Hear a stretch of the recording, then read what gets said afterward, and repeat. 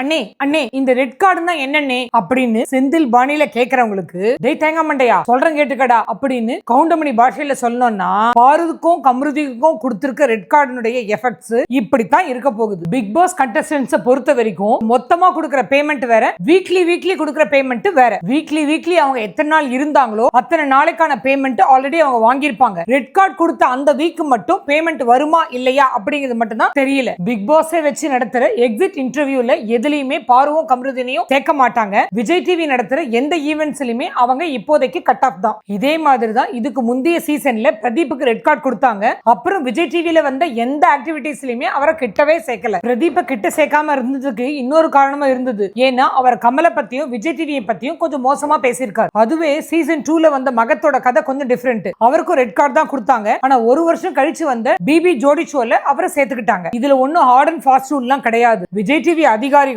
அங்க இருக்க மேனேஜ்மெண்ட்டும் சேர்ந்து எடுக்கிற முடிவுதான். வெளியில போனவங்க சும்மா இருக்காங்களா, சேனலை பத்தி ஏதாவது குறை சொல்றாங்களா அப்படிங்கிறது ஒரு பக்கம் இருக்க, மீடியா என்ன சொல்லுது, மக்கள் என்ன நினைக்கிறாங்க, இதெல்லாமும் அங்க ஒரு மேட்டர். பொதுவாகவே கான்ட்ராக்ட்ல சைன் பண்ற கான்ஃபிடென்ஷியாலிட்டி ஒரு பக்கம் இருக்க, சேனலை பகச்சிக்கிறதுக்கு எந்த கண்டஸ்டன்ட்டும் விரும்ப மாட்டாங்க. ஏன்னா தொடர்ந்து சேனலோட நல்ல குட் புக்ஸ்ல இருந்தாதான் தொடர்ந்து ஷோக்கள் கிடைக்கும், நல்ல ரெவென்யூவும் கிடைக்கும், நல்ல லைம் லைட்லயும் அவங்க இருக்கலாம். இவங்க லைம் லைட்ல இருந்தாதான் வேற வகையிலயும் இவங்களுக்கு ரெவென்யூ. ஈவென்ட்ஸ்க்கு கூப்பிடுவாங்க, காலேஜ் ஃபங்க்ஷன்ஸ்க்கு கூப்பிடுவாங்க, கடத்திறப்பு விழா கூப்பிடுவாங்க, இன்ஃப்ளூயன்சரா கூப்பிடுவாங்க. ஏன் பிக் பாஸ்ல ப்ரொஜெக்ட் ஆன அவங்க கேரக்டரை பேஸ் பண்ணி குறிப்பிட்ட பிராண்டுக்கு ஒரு அம்பாசிடராவும் அவங்க வச்சுப்பாங்க. வெளியில வந்தும் பாரு ப்ரோக்ராம பத்தி பேட் மவுத்திங் தான் பண்ணாங்க. தான் ஒரு மொரட்டு கேரக்டர் அப்படிங்கறத திருப்பி எஸ்டாப்ளிஷ் பண்ணாங்க. இந்த ப்ரொஃபைல் உள்ள ஒருத்தரை எந்த ப்ராடக்ட்டுக்கு அம்பாசிடரா போடுவாங்க, அப்படியே போட்டாலும் மக்கள் எந்த அளவுக்கு அதை வரவேற்பாங்க. விஜய் டிவியை பொறுத்த வரைக்கும் தன்னுடைய ப்ரோக்ராம்ல வர, தன்னுடைய சேனல்ல நடிக்கிற ஆர்டிஸ்டுங்களை அவ்வளவு சீக்கிரம் கைவிட்ட மாட்டாங்க. திரும்ப தூக்கி விடுவாங்க. தங்களுடைய செல்ல பிள்ளைகளா தான் அவங்கள வச்சுப்பாங்க. அந்த வகையில ஒரு இடைவெளிக்கு அப்புறம் கம்ருதினை திருப்பி கூப்பிட்டுப்பாங்கன்னு தான் தெரியுது.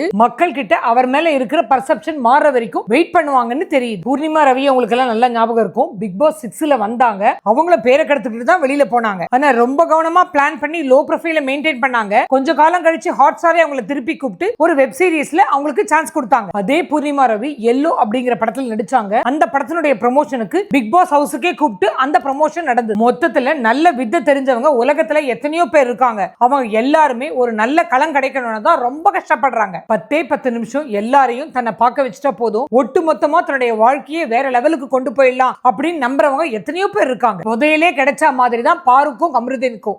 தப்பா விளையாடினாங்க, கறி கட்டி எல்லை தாண்டாங்க, கிடைச்ச சான்ஸை வேஸ்ட் பண்ணிட்டு கெட்ட பேரோட வெளியில போனாங்க. கண்ணடிக்கும் போதே கவனிக்காம விட்டுட்டு அப்புறமா நாம போய் கையை பிடிச்சு இழுத்தா எந்த அதிர்ஷ்ட தேவதை தான் நம்ம கூட வரும்.